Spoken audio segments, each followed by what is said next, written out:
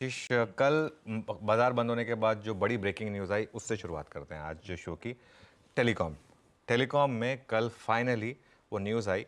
I think कल असीम ने हमको अलर्ट किया था कि बहुत जल्दी टैरिफ हाइक आएगी, लेकिन कल वो टैरिफ हाइक आई फाइनली।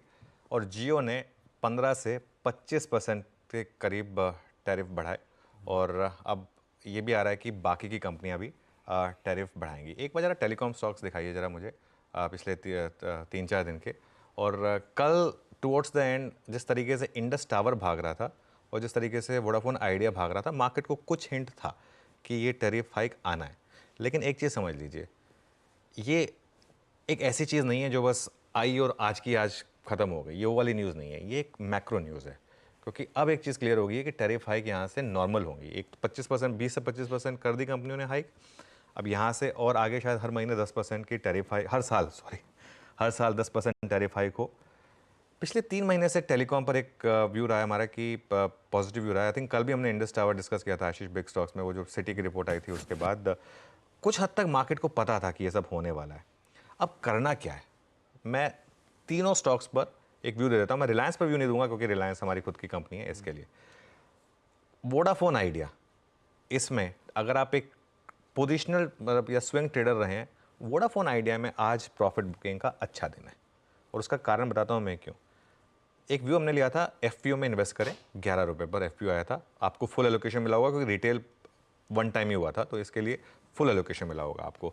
आज अगर मान लीजिए, इमेजिन करिए 15% भागता है, इमेजिन करिए, हो सकता है कम भागे, हो सकता है ज़्यादा भागे, लेकिन करीब करीब 21 से करीब अगर पहुँचता है तो आपका पैसा ऑलमोस्ट दोगुना हुआ।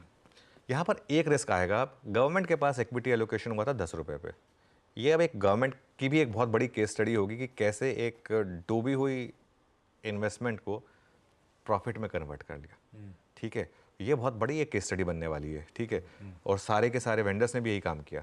तो इसके लिए मेरा ये मानना है कि वोडाफोन आइडिया में अगर आपने 11 पे लिया है, एक बार के लिए आपका पैसा डबल हो गया, एक बार के लिए बाहर निकल जाइए। उसके बाद दोबारा एंट्री मिलती है नहीं मिलती है, वो बात की बात है। लॉन्ग टर्म इन्वेस्टर अगर आप हैं तो भारती एयरटेल बेस्ट पिक है। भारती एयरटेल लॉन्ग टर्म से एक मेरी बेस्ट पिक रही भी है। वैसे भी भारती एयरटेल यहाँ पर मुझे लग रहा है अभी भी एक ऐसा स्टॉक है जो आपको आपका ब्लड प्रेशर बढ़ाए बिना आपको डिसेंट गेंस दे रहा है। पिछले 1 साल, 2 साल, 3 साल का ट्रेंड देखिए, एक ऐसा स्टॉक जो करेक्शन देख ही नहीं रहा है। तो भारती एयरटेल सबसे अच्छा स्टॉक है। और अगर डार्क हॉर्स, अगर आपको किसी एक डार्क हॉर्स पर बेट करना है तो वो होगा Indus tower. Indus tower ban से बाहर आया है, प्लस यहाँ पर अभी भी वैल्यू है। हाँ, एक चीज़ है, आज खुली जाए अगर 400 के ऊपर वो 10% के गैप अप से, तो भले ही मत चेज़ करिए। लेकिन ये सेक्टर जो ना अब आपके पोर्टफोलियो में होना चाहिए, और खास तौर से भारती एयरटेल।